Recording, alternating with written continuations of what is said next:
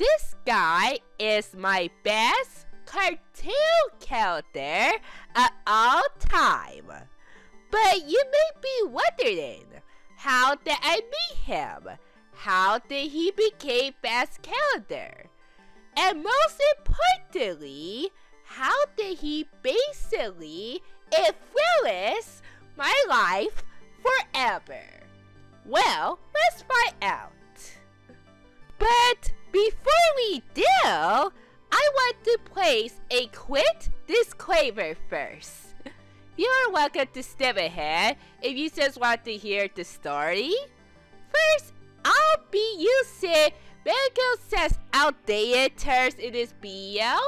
I get that neurodiverses, including myself, doesn't like them due to various reasons. However, to get the feel of the 2000s to early 2010s, I have to use those terms. So, if you hear me say an outdated term, then that doesn't mean that I disrespected the groups involved. Rather, I just try to give you all a history lesson. And plus, my story would make zero sense if I do. With that being said, let's start with the backstory. Chapter 1, Prologue. On December 10th, 2001, I was born and was quickly diagnosed with autism. This was due to both family history and my father wasn't Marie. Yeah, didn't expect me to see that in a public video. That was very lucky considering that there's a stigma against autistic people with misinformation and fear marketing woven in the 2000s. Many parents thought that their autistic child were broken and want a cure.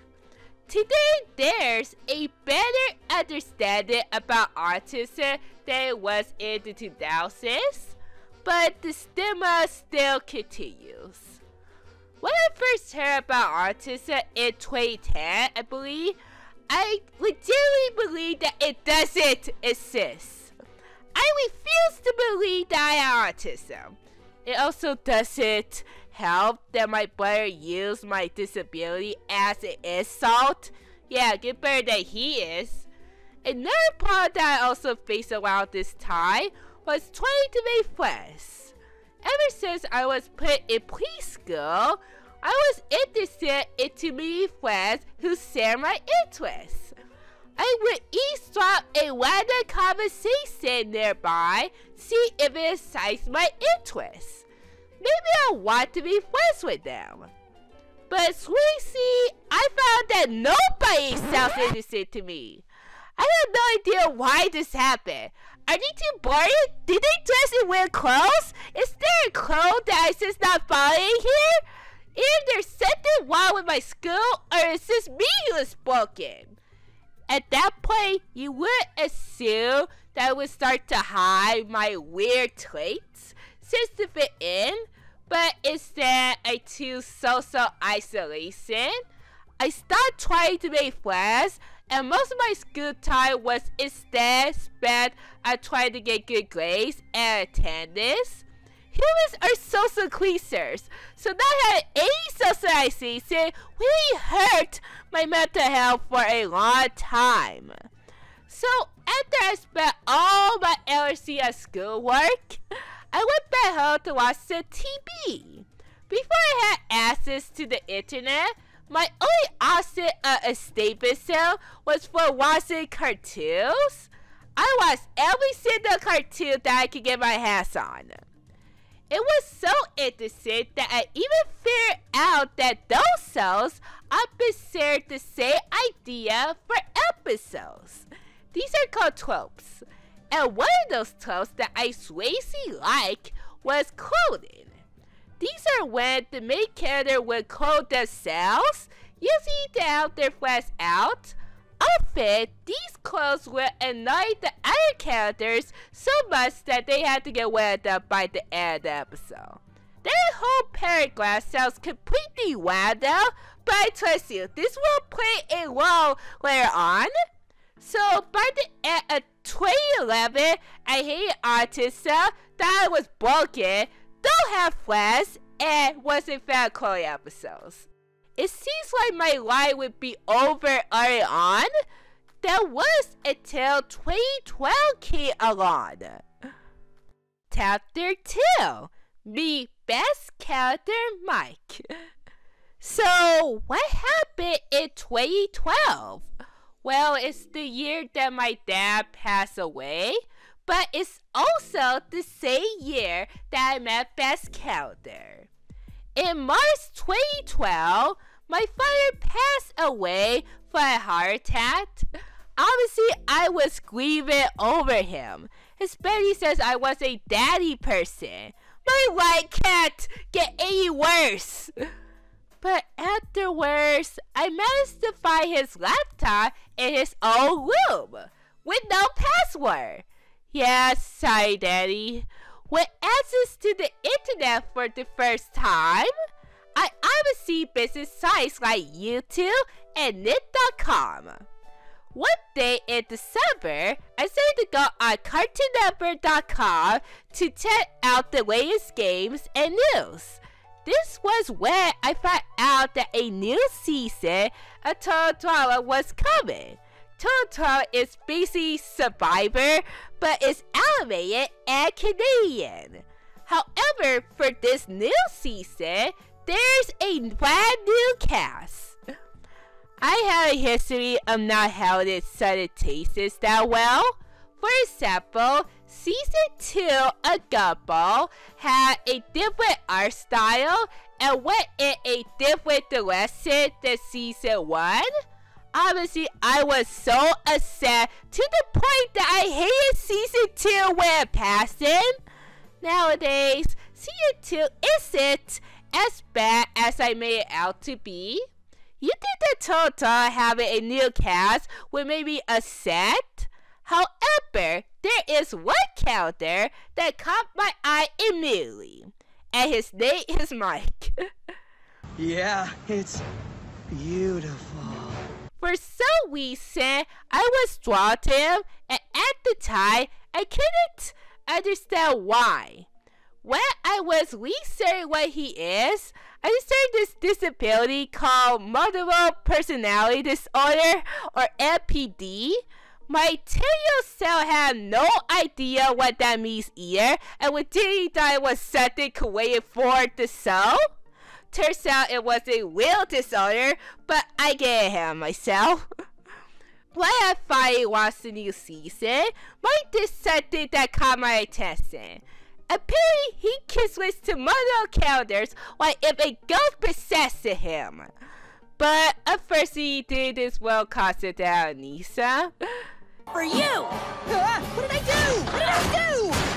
This was something new, and I enjoyed it. So you can't imagine how disappointed I was when Mike was eliminated because someone blackmailed him. After the season was finished, I grew an interest on whatever Mike had. I would have researched it back in 2012, but I was worried on what the results would be.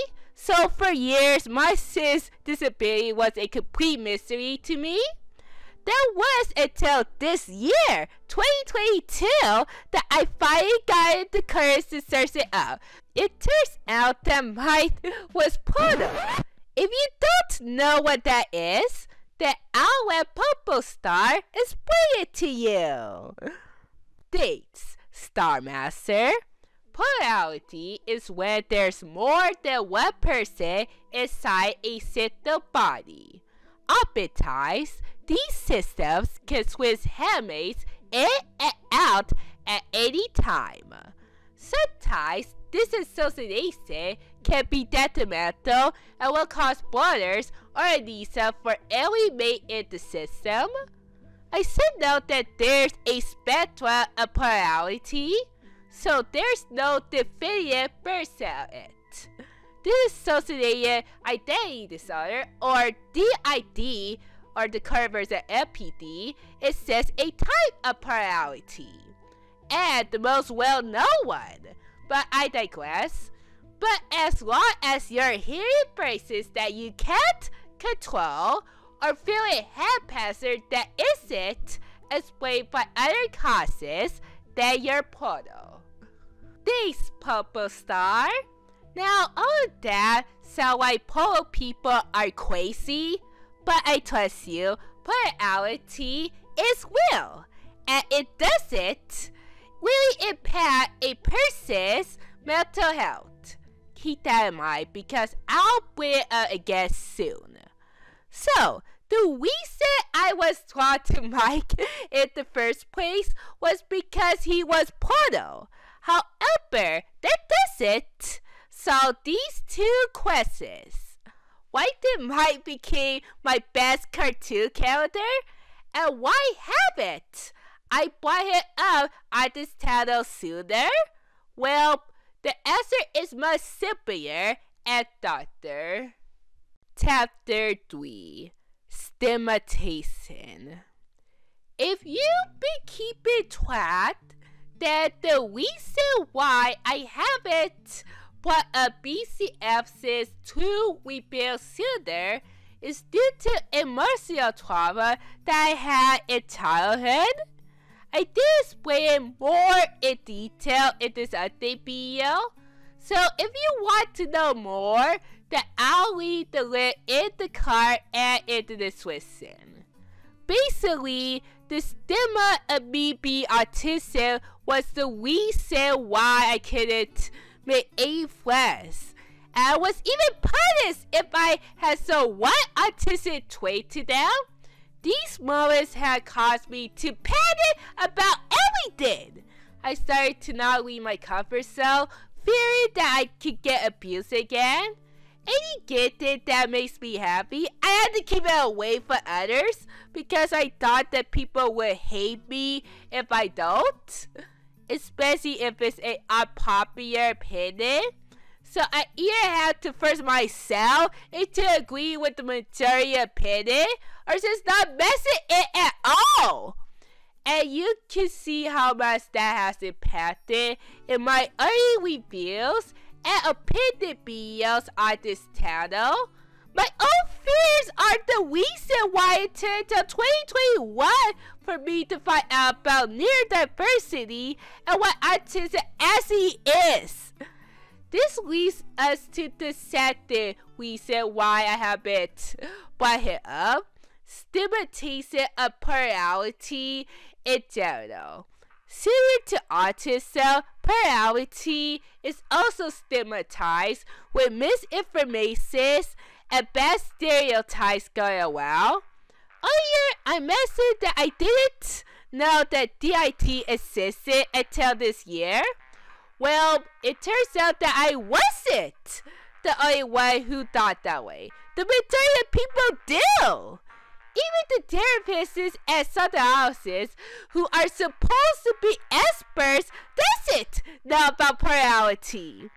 And even if they do know, then it's more likely that they would claim that you're not portal because you're not this guy, you don't experience trauma, or you're just crazy. This is the stigma that I was talking about this entire time. What makes it worse is how the media portrays plurality. In popular media, it's very common for a poor person to have an evil author that wins everyone's day. While evil authors still exist, if you actually met a system that is actually the complete opposite. It's more common to have authors comfort or even protect you than to have one that wants to kill you. This is exactly what happens in Total All-Stars. This season we built that my system has an anti-author come out. While I had nothing against him, his inclusion only proves to make the stereotype even stronger. It got even worse at the end when Mike became a Siglet, which is just a slap in the face for any neurodiverse who watched that episode that day. He won, but at what cost? they thought that we said it and integration were the same thing for Prologue people. Well, it's actually not. In this contest, we said it just means that the entire system decided to start over for SWATs. And that leads us to the main stigmatization of neurodiverses in general. Neurotypicals thinking they can fix them. But newsflash, neurodiverses actually do enjoy their weird traits. We may have our own subtles, but that's it, because less human than you. At the end of the day, we should take the time to just listen to neurodiverses and what they need, rather than trying to fix them without their consent. That's what the neurodiversity movement is all about, breaking the stigma around disabilities. Speaking of which, this is the second and main reason on why I like Best Calendar Mike. After I went through trauma and healing for it, I finally realized that his betrayal in his initial season represents perfectly what neurodivergent kids went through. Mike tried to hide his plurality until eventually he had to give in. You should always tell your friends and family what's the problem, since holding it will just bring you worse problems later on. That is, unless they refuse to taste, then you're better off just cutting them off your life. It's not worth your time nor energy to argue back. And that's what I did here. I no longer feel nervous of rebuilding the real Best Calendar because I know that my friends and family would be supportive of me regardless. Or at least I hope so. No other physical calendar was relatable to me as much as Mike. In fact, he was so relatable that he actually influenced various parts of my life later on. At Chapter 4, Influence. To wrap this video up in a good note, I will explain how Best Calendar Mike influenced me in a major way. In the late 2000s to early 2010s, I used my toys to read as scenes that I saw happening on TV, and I did the same thing in Dwelling For later on. While I did have access to the internet in 2012, I was only uploading promos and clips of Gumball at that time, and also other stuff, but we don't talk about that. That all chases when my sis debuted in mid-2012. His form of message was to claim that he's an actor who plays multiple characters. While that was a total lie, I decided to take the concept of actor and run with it. So when I created my first debit art account later that year, I created a blue diary cutter called Thomas. I used it for my first original video, The Amazing World of Gumball, The Fist Family. While Thomas's personality is generic, and the Beatles' climax is just taken from the words, I'm still proud of this video years later. Over time, my characters will become less generic as well as twists and backstories. This is due to the improvement in both my artistic and intelligence skills. And speaking of characters, I would be remiss if I don't mention the third sequence. The third sequence was my first ever comic made for Spirit Star Master in 2014, but it was still called Perry the Bird. Perry used to have 4 emotions as well as a bird called Perry D that were supposed to play a big role in the story. Take a wild guess at what they're inspired from. Yes, Mike. Even the scene for this comic just blatantly reenacted what happened in All Stars. And this ain't the only time that I made hold hostage to my imp Spirit Star Master. Initially, SC was like Star Master but with black feathers. But by October 2018, SC decided Slady was sillier to Mal, which is more apparent in later redesigns. Immediately, the main concept of SC's second design was a what-if scenario. What if Starmaster was bitten by a werewolf, and said Sandwell was actually Mal? Technically, I did have Mal in the cell just as a cell spirit. A more recent homage is BCL, who is a spirit in a serial period alike. According to Remember This, Starmaster likes BCL not only because he's Portal, but they're both their serial backstories as well. Just like I explained to you this entire video. Yeah, I make it for Soko. Spacey in my idea insists that my artistic skills, talent, and life would have been very different. And he did tell me that being artistic isn't that bad, that I wouldn't even be making this video because I would have been gone a long time ago. So I wanted to do my first scene in my life and told me that being weird is completely fine. It's a shame that his legacy on the side has been tainted by what aliens insisted, but regardless, my present term still goes on today. I would like to thank you for hearing my very passionate story to the very end. And with that being said, this was Miss Starmaster, and I will see you stars in the sky tonight.